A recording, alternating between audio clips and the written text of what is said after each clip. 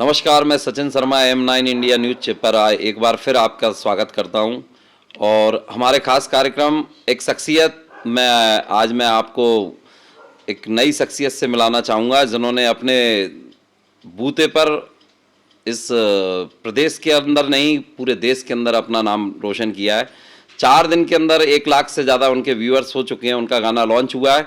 और कहते हैं कि प्रतिभा किसी की मोहताज नहीं होती है, और ऐसा ही हमारे भाई ने हमारे यहाँ पे जो हमारे यहाँ की जो प्रतिभा है उन्होंने ये करके दिखाया है। तो मैं स्वागत करता हूँ नवीन जी का, नवीन रघुवंशी, जो हाल ही में उनका जो गाना रिलीज हुआ है और उस गाने ने पूरे देश में धूम मचा रखी है। हमारे शहर की माटी में जन्मे नवीन, आपका स्वागत है M9 इंडिया न्यूज़ पर।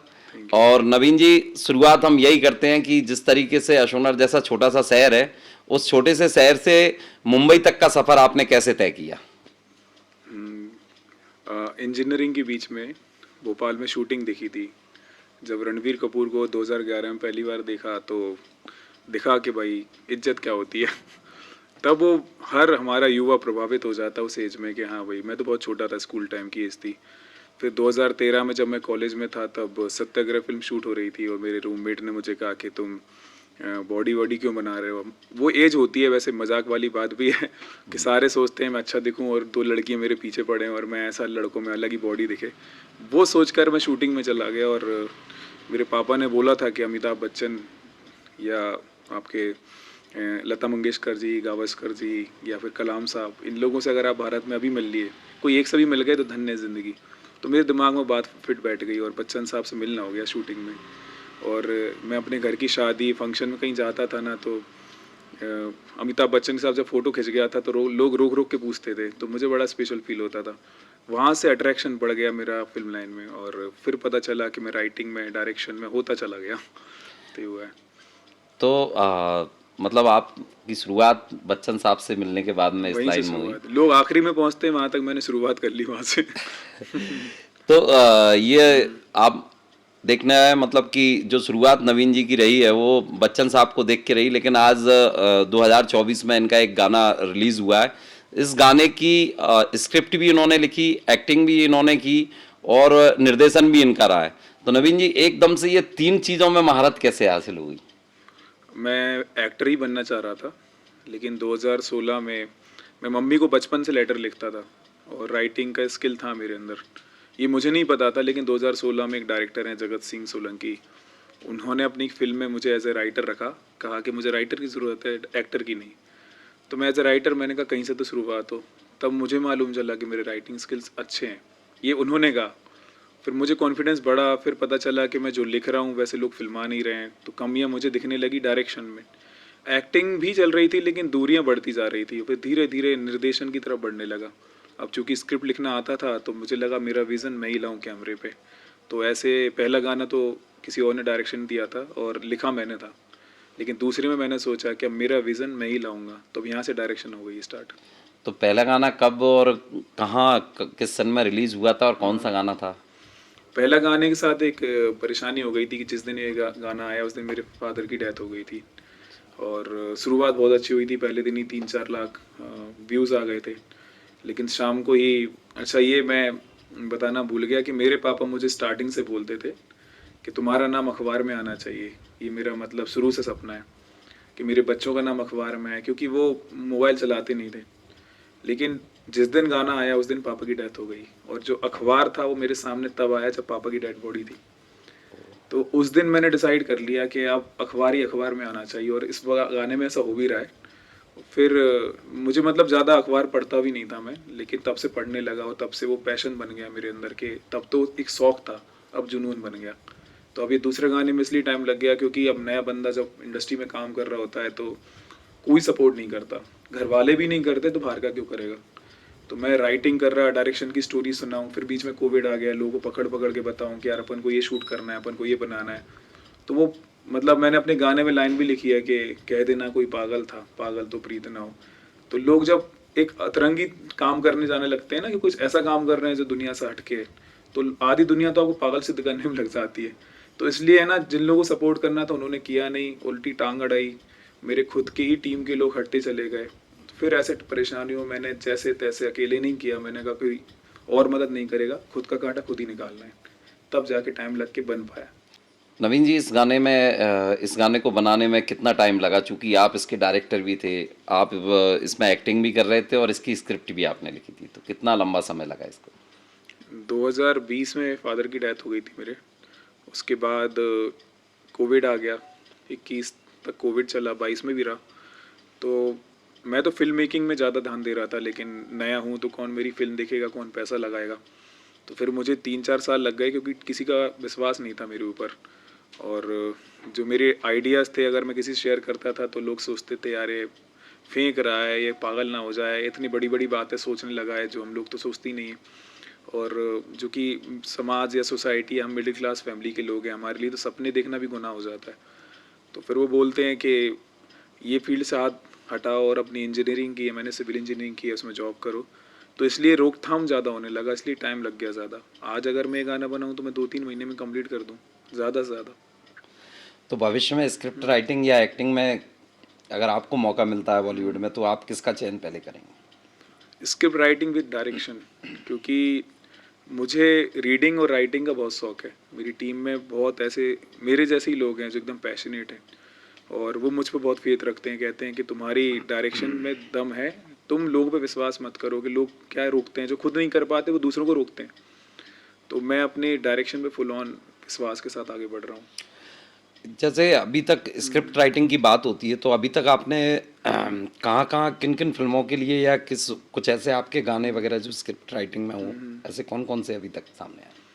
एक वर्ड है भैया, घोस्ट राइटर, मुंबई में कम ही लोगों को पता है। वो दरअसल होता क्या है कि लिखते आप हो और क्रेडिट किसी और को मिल जाता है। अब जब मैं बिगिनिंग स्टेज पे था तो कुछ अच्छे अच्छे गाने तक मैंने लिखे और 5,000-10,000 रुपये में लोगों ने खरीद लिए, जहाँ वो लाखों कमा लेते हैं। लेकिन जो मेरा अपफ्रंटली काम आया, उसमें मेरा जी म्यूज़िक से गाना आ चुका है, और हमारी टीम, मेरे संगीतकारों ने प्रधानमंत्री मोदी जी का गाना बनाया। फिर एक बार मोदी सरकार, मैं उसकी रिकॉर्डिंग में भी था। और एक गाना, एक पूरी फिल्म क्रिस्पी रिश्ते आई है, जो जिंदल ग्रुप ऑफ इंडस्ट्री के सपोर्ट से बनी है। डायरेक्टर जगत सिंह सोलंकी हैं उसमें। तो उसका राइटिंग में पूरी टीम में मैं इन्वॉल्व था, गानों की मीटिंग में, गानों की लिरिक्स में, हर जगह मैं ही था, नाम भी दिया उन्होंने। उसके बाद अब ये गाना आ रहा है। इसके अलावा बीच में अभी मैंने 2-3 पॉलिटिकल कैंपेन भी किए, पर वो मैं नहीं बताता। तो अभी अशोनर जैसे छोटे से शहर में अगर युवा बॉलीवुड की तरफ अपना रुख करना चाहते हैं, तो उनके लिए आपका क्या मतलब सुझाव है, क्या मार्गदर्शन है, कैसे वो आगे बढ़े इस लाइन में? बहुत सारे तरीके हैं। कुछ लोग टीवी पे आ जाते हैं, वो सोचते हैं स्टारडम मिल जाएगा, 2-4 एपिसोड मिलेंगे। ऐसा नहीं करना। कला अलग ही होती है। आप बॉडी बना रहे हो, आपकी शक्ल अच्छी है, वो कब तक रहेगी? साल, 2 साल, 3 साल, 4 साल, 5 साल, बुढ़ापा आना है। लेकिन जो स्किल्स हैं वो कभी बूढ़े नहीं होते। चाहे आप सिंगर हो, चाहे आप राइटर हो, ये जो भी चीज़ें होती है ना, ये कला अंदर होती है, या फिर आपको मेहनत करनी होती है। कोई दूसरा कह रहा है कि तू हीरो बन जाएगा, तो कभी नहीं बनोगे। ये आपको पता होना चाहिए कि आप कर रहे हो वो सही है कि नहीं। यही चीज़ मैंने फॉलो की है कि मुझे कोई बोलता था तू हीरो बनेगा, मुझे पता था कि मैं राइटिंग में ज़्यादा अच्छा हो रहा हूँ, तो मैंने वो राइटिंग पे ही ज़्यादा फोकस किया। एक्टिंग कर रहा हूँ गानों तक जब तक है, अब बुढ़ापा आएगा तो फिर डायरेक्शन ही करूँगा। सुना है आपकी अगर रुचियों के बारे में बात करें तो आप अशोनर के अंदर हैं, तो अशोनर में आपने क्रिकेट भी बहुत खेली है, और कुछ सुनने में ऐसा भी आया है, जो आपके मित्रों से हमने जानकारी ली, तो आप खाना भी बहुत अच्छा बनाते हैं। तो ऐसा क्या बनाते हैं और हमको कब बना के खिला रहे हैं? आप क्या बनाना पसंद करेंगे? वो तो डायलॉग हो जाएगा कि 2 डायलॉग हो जाएंगे कि लोग कहते हैं कि अच्छा दिखता हूँ मैं, लेकिन वो नहीं जानते कि लिखता हूँ मैं। लोग ये कहते हैं कि मैं गाना अच्छा बनाता हूँ, पर वो नहीं जानते मैं खाना अच्छा बनाता हूँ। तो वो मेरी राइटिंग ही है जो ये स्किल्स हैं। कुकिंग तो मेरे माँ बाप के साथ नहीं रहा मैं। मेरी मम्मी गंज बासुदा रहती हैं, और दादा दादी बुजुर्ग, अभी दादाजी हैं मेरे, 96 एज है उनकी। तो मजबूरी में कुकिंग करी बचपन से। मतलब मैं 4 साल का था तब मैं खाना बनाना शुरू कर चुका था। सोचो, मैं अपना टिफ़िन अपना बचपन से, मेरी सिस्टर और हम दोनों बारी बारी टिफ़िन बना के स्कूल ले जाते थे। तो वो संघर्ष किसी ने नहीं देखा। ऊपर की तारीफ़ें देखी हैं। कभी कोई कह रहा है राइटिंग अच्छी है, दरअसल मम्मी को लेटर लिखता था। तो वो लेटर लिख रहा हूँ जो मैंने हिंदी में राइटिंग शुरू की कि आदरणीय माँ सादर चरण स्पर्श, वो सारी बातें जो आज की जनरेशन तो नहीं करती। आज की जनरेशन ऐसी है कि अगर आपके बच्चे भी आपको मैसेज करेंगे कि पापा मैं दुखी हूँ, तो वो इतना नहीं लिखेंगे, वो सीधा सैड स्माइली बना देंगे। वो क्रिएटिविटी जनरेशन से ख़त्म हो गई।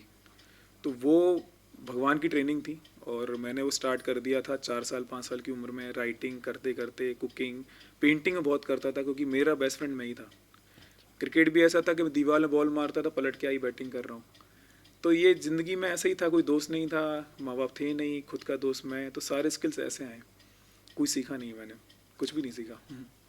तो ये जो सफ़र आपका जो चल रहा है, हाँ। इस सफ़र में आपका मित्रों का, जैसे आपने बताया कि आपके मित्र नहीं थे, लेकिन आपका जो गाना आज से 5 साल पहले रिलीज़ हुआ और अब ये सेकंड गाना रिलीज़ हुआ, तो इस दौर में कितना मित्र बढ़े आपके? सच सच से दोस्ती हो गई, मैंने सच जान लिया दोस्ती का भी जब मैं स्ट्रगल कर रहा था। मतलब एक शायरी है कि मैं गया था अपने दोस्तों के पास कि बातें होंगी, यादें ताज़ा होंगी, लेकिन वो तो अपनी तरक्की के किस्से सुनाने लगे। जब भी मिलता हूँ तो वहाँ उसने प्लॉट ले लिया, इसको इतना दहेज मिल गया, उसने वो कार उठा ली। बात ये नहीं होती तू कैसा है, ज़िंदगी कैसी है। वो पुराने किस्से जो स्कूल कॉलेज के हैं वो ख़त्म हो गए हैं ज़िंदगी से।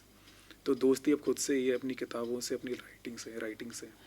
ये जो गाना जो आपका अभी रिलीज़ हुआ है, तो इस गाने में जो शब्द आ रहे हैं, तो वो क्या, मतलब उसकी थीम क्या है? किस थीम को आपने लेके इस गाने को बनाया और उसके पीछे मतलब ऐसा क्या है कि एकदम से जो गाना है वो बड़ा सैड सॉन्ग टाइप का लगता है, तो लोग बड़ा उसको, और लोगों का जो मैंने फेसबुक पे प्रतिक्रिया और जो आपके गाने के जो रिलीज़ होने के बाद उस पर प्रतिक्रिया देखी, तो बहुत लंबा जाएगा ये गाना, बड़ा लोगों को सुकून मिल रहा है। तो आखिर इसकी थीम क्या रही उसकी? थीम तो मैं आसपास की कहानियाँ उठाता हूँ, मेरे आसपास जो मैं देखता हूँ, फील करता हूँ। दरअसल एक चीज़ है भैया, कोई शरीफ और सीधा आदमी होता है ना, लोग उसको पागल बोलना शुरू कर देते हैं और फिर उसे कहते हैं इसे तो मैंने पागल बना दिया, अरे ये तो पागल है। तो वो वर्ड मेरे दिल में चुभता था, मैंने अपनों के लिए सुना, तो वो वर्ड मुझे ऐसा लगता था कि इसकी परिभाषा बदलनी है।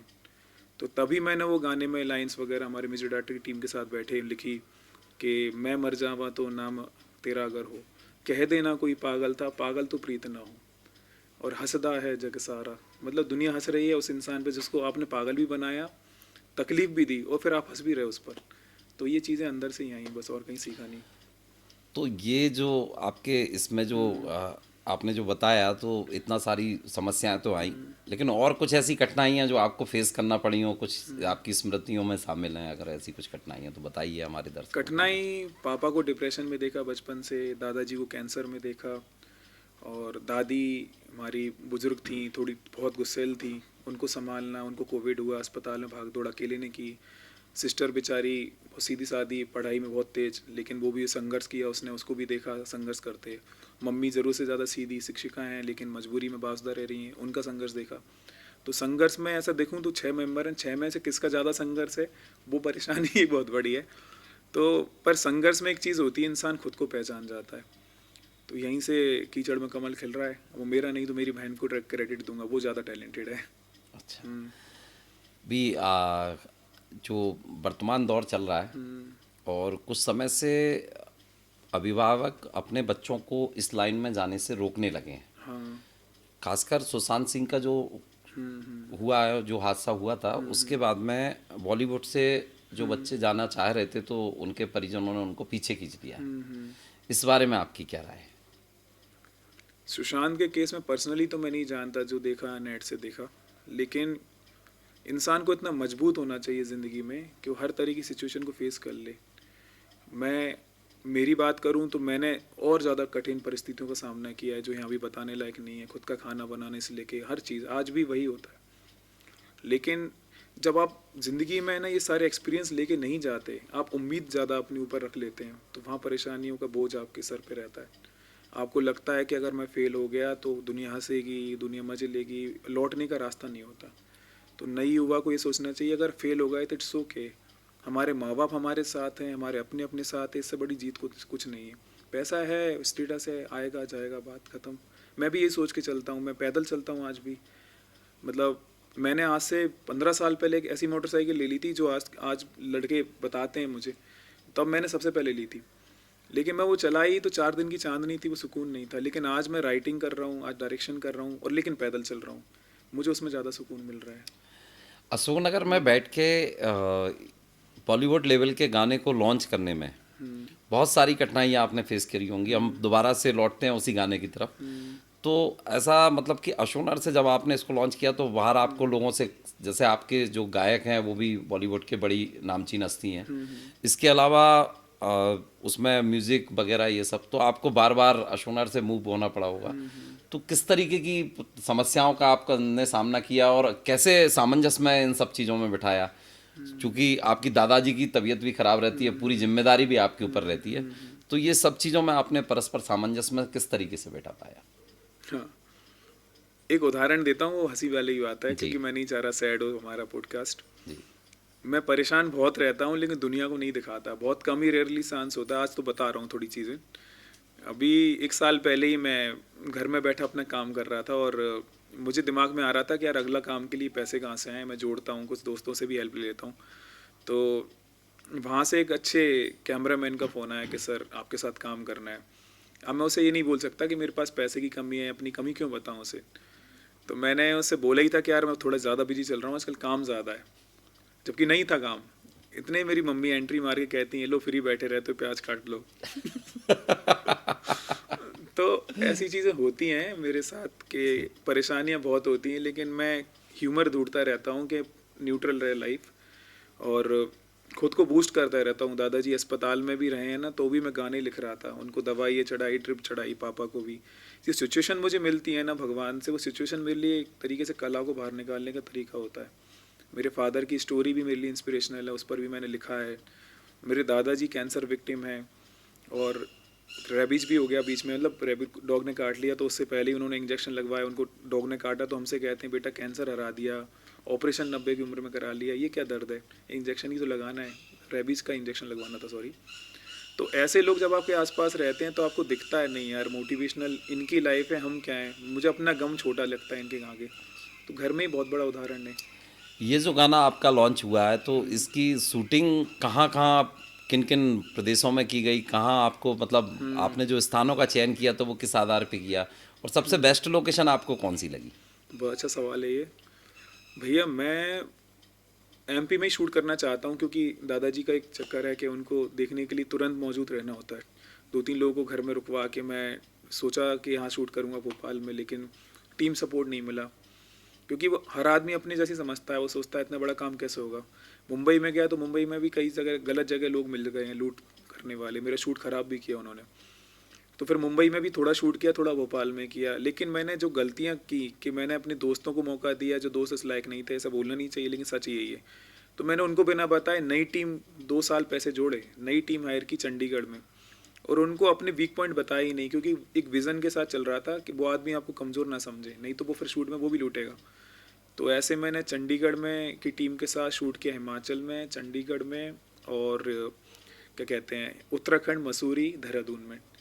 तो मैं शूट वाइज जो मेरा अच्छा एक्सपीरियंस रहा है वो रहा है मसूरी, उत्तराखंड में, और टीम वाइज अगर अच्छा एक्सपीरियंस रहा है वो चंडीगढ़ में। चंडीगढ़ के लोग पैशनेट बहुत हैं, उनको करना है लाइफ में। मुंबई में भी हैं, लेकिन मुंबई में बटे हुए हैं, मुंबई में बहुत अच्छे लोग मिल गए तो किस्मत आपकी, नहीं तो फिर वही सुशांत वाला उदाहरण आपने दिया, वही होता है। तो अभी तक हम नवीन जी के बारे में बहुत सारी चीज़ों को जाना, कई ऐसे अनसुलझे सवाल और नवीन जी से जुड़ी ऐसी किस्से और कहानियाँ जो अभी तक बहुत कम लोगों को पता थी, आज वो हम लोगों के पॉडकास्ट में नवीन जी से सुनने के लिए मिली।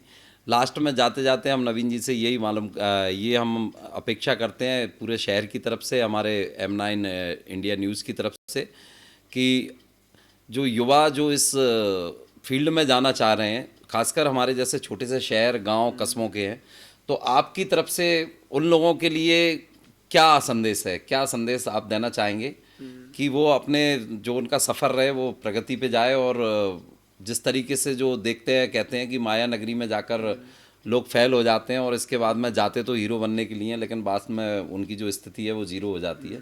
तो ऐसी स्थितियाँ से युवा जो है वो दूर रहें, तो क्या आपका संदेश है उन लोगों के लिए? ये थोड़ा लंबी बात हो जाएगी, लेकिन सच आप ये है बताइए, कि बिल्कुल हम सुनने के लिए तैयार हैं, हमारे दर्शक भी सुनने के लिए तैयार हैं। दरअसल बैलेंस चीज़ें होती हैं।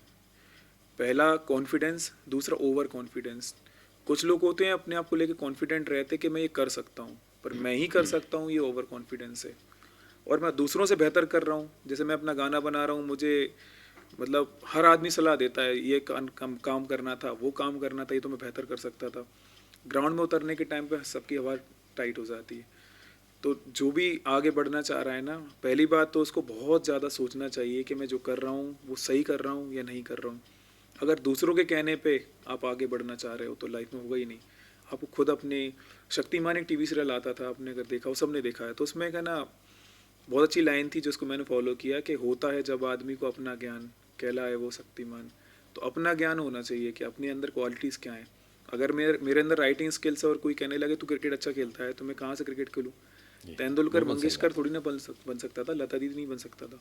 तो अपनी क्वालिटी पे यकीन रखो, फिर मेहनत करो।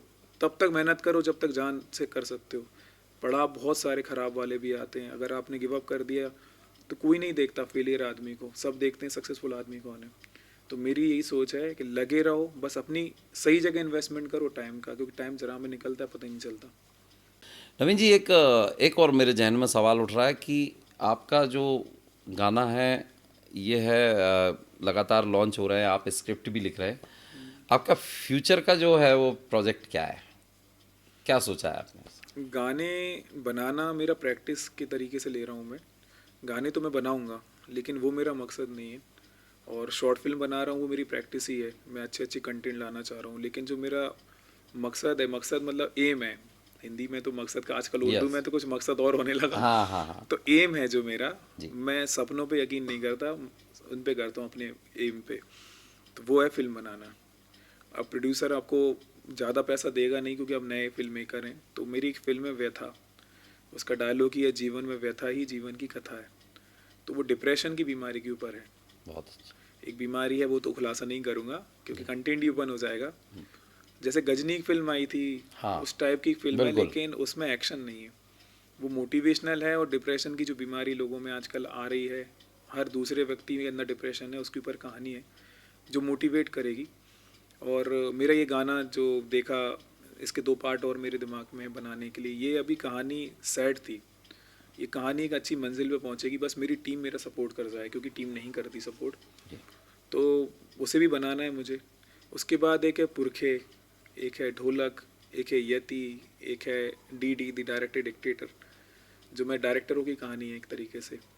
ऐसी कई सारी फिल्में मैं लिख चुका हूँ। और पिछले 5 साल से जब मैं कोविड से अशोकनगर में रह रहा हूँ, मैं सिर्फ लिख ही रहा हूँ।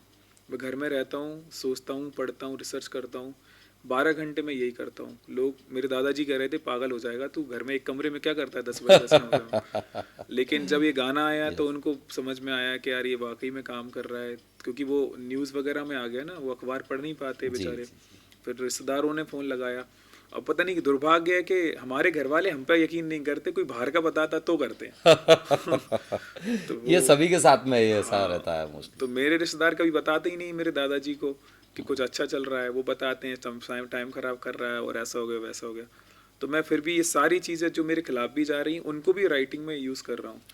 मेरा ही नहीं, सबकी कहानी को, आपकी कहानी भी मुझे मालूम चलेगी, मैं उसके भी 2 पॉइंट ले लूँगा। नहीं, जैसे बात रिश्तेदारों की आती है तो आपने सिविल इंजीनियरिंग से बी किया हुआ है, और चूंकि अभी वर्तमान में सिविल इंजीनियरिंग का बहुत अच्छा स्कोप भी है, तो हो सकता है कि रिश्तेदारों का रुझान ये हो कि इस तरफ सिविल इंजीनियरिंग की तरफ जाके और ये करते, तो ऐसे में कितना सपोर्ट रहा आपको रिश्तेदारों का? अभी मेरी ये हंसी, थोड़ा सा ये मेरी हंसी कह रही है। चलिए, मैं इसका खैर। एक उदाहरण देता हूँ आपको। जी। चलो मैं कुछ नहीं कर रहा था, उनका डांटना बनता है, उनका मेरी फिक्र करना बनता है। आज मेरा गाना आ गया, आज मेरे पास कमाई भी हो रही है, नाम भी है। तब एक व्यक्ति ऐसा नहीं है मेरे परिवार में जिसने स्टेटस लगाया हो, कोई भी रिश्तेदार। मतलब मैं, मेरे फौजूखेड़ी परिवार है, बमनावर परिवार में, वो तो मेरा सपोर्ट करते हैं। जो और ख़ास रिश्तेदार घर के होते हैं उनका नाम लेना भी सही नहीं। एक ने भी स्टेटस नहीं लगाया मेरे गाने को लेकर या फिल्म को लेकर। हो सकता है उनको यही पता हो कि हमारे लगाने नहीं लगाने से नहीं कुछ नहीं होता ऐसा है नहीं ऐसा। हो, जैसे नहीं, ये कि तो मैंने देखा कि आपने अभी तक जो जिस तरीके से आपका पहला गाना लॉन्च हुआ था, मैं नहीं जानता था कि नवीन रघुवंशी कौन है, लेकिन ये जो गाना लॉन्च हुआ तो इसके बाद में मेरे जैसे अशोकनगर के सैकड़ों और हजारों लोग नवीन रघुवंशी को ज़िले के लोग जानने लगे हैं, ना कि ज़िले के बल्कि आसपास के ज़िलों के, और मैं पूरे मध्य प्रदेश की बात करता हूँ, चूँकि अब वो गाना जिस तेज़ी से वायरल हो रहा है, तो मुझे लगता है कि अब पूरे देश और विदेश में भी नवीन के वो किसी पहचान का मोहताज नहीं बनाएगी। वो करके तो मानूंगा। कई लोगों को सपोर्ट मिला, मैं देखता हूँ कि काश मुझे मिल रहा होता सपोर्ट, पर मुझे नहीं मिला। वो ये चीज़ चुभती है। चुभती इसलिए क्योंकि जब अपने घर वाले ही खास रिश्तेदार आपको सपोर्ट नहीं करते, लेकिन उससे एक बहुत अच्छा रास्ता ये मिल गया, कल मैं बनूंगा तो कोई मेरे पास आएगा नहीं। नहीं, मैं आपकी बात को रोकूंगा। जिस दिन आपका भोपाल में होली वाले दिन आपका गाना रिलीज हो रहा था, लॉन्च हो रहा था, उस दिन एक अशोनर में एक फेसबुक पोस्ट डली हुई थी, और उस पोस्ट पे जो आपके बिल्कुल जो भाव हैं वो आपके ही कोई मित्र थे जो आपके फेसबुक फ्रेंड हैं, उन्होंने बयां भी किए हुए थे कि ये बंदा, ये जो अपने टैलेंट के दम पे, और वास्तव में वो जो फेसबुक पोस्ट थी उसको पढ़ने के बाद में इस शहर के अंदर लोगों के अंदर कुछ ना कुछ जागृति आई, और फिर मैंने देखा कि लोगों ने उसको शेयर करना, वायरल करना शुरू किया। तो मुझे लगता है कि ये जो लॉन्चिंग है, ये जो आपने जो की है, इससे निकट भविष्य में निश्चित तौर पर जो आपके दिल में जो मलाल है वो पूरा होगा, ऐसा आपको लगता है क्या? हाँ, उनको विशेष धन्यवाद। वीरेंद्र रघुवंशी नाम है उनका, शिक्षक हैं, बड़े भाई जैसे हैं जी। वो। मेरे घर में किराए से रहे हैं 4 साल। उनको पता है कि मैं राइटिंग कर रहा हूँ, छत पे बैठे धूप में, मतलब उन्होंने मेरा पैशन देखा है करीब से, और जो उन्होंने बाहर सुना था वो कुछ और था, ये उन्होंने अभी बताया मुझे। तो जब मेरे गाना पहले गाने में पिताजी का ध्यान हो गया, दूसरा गाना आया तो मेरे चाचा जी का ध्यान हो गया। अरे, तो पहला गाना मैंने प्रमोट नहीं किया तो अभी वो 1.5 मिलियन 2 मिलियन करीब हो गया। अभी जी कंपनी से आया था वो, अच्छा अच्छा, मेरे बिना प्रमोट किए। ओके। दूसरा गाना आया तो वो मुझे फ़ोन किया उन्होंने कि यार तुम प्रचार ही नहीं कर रहे, क्या हो गया, किस बात से उदास हो? तो मैंने कहा यार मेरे चाचा जी का आज निधन हो गया। मैं इवेंट कर रहा था भोपाल में, बढ़िया स्टेज पे खड़ा था, खुशी खुशी, और भी प्रोग्राम था मेरा आगे, रेडियो पे मेरा इंटरव्यू था, जी जी। मैं छोड़ के आ गया। तो वो बहुत दुखी हो गए। फिर उन्होंने यार अपने हिसाब से, मुझे सुबह मालूम चला कि कुछ ऐसा लिख दिया और ऐसा वायरल हो गया। ये तो शायद भगवान की कृपा रही, और उनको विशेष धन्यवाद कि जिसकी कोई नहीं सुनता उसका ऊपर ही सुनता है कोई। तो वो हो गया, और शहर में सभी ने बहुत सपोर्ट करा, सभी के लिए धन्यवाद। बहुत बहुत धन्यवाद नवीन जी आपका, जो आपने हमारे साथ में अपने जो इतना समय दिया। और मैं आप सभी लोगों से निवेदन करता हूं कि हमारा जो M9 इंडिया न्यूज़ है उसको अधिक से अधिक सब्सक्राइब करें और हमको प्रोत्साहित करते रहें, जिससे कि हम जो हमारा कार्यक्रम है एक शख्सियत, वो लगातार हम आप लोगों के बीच में हर एक नई शख्सियत के साथ में समय समय पर आते रहें।